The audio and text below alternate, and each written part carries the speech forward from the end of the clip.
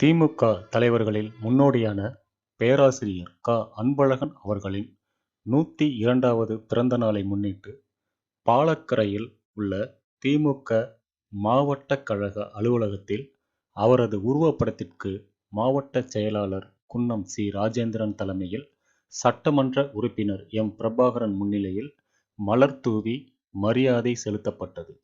இந்த நிகழ்ச்சியில் கழகத்தைச் சேர்ந்த நிர்வாகிகள் அனைவரும் கலந்து கொண்டு மலர் தூவி மரியாதை செலுத்தினர்.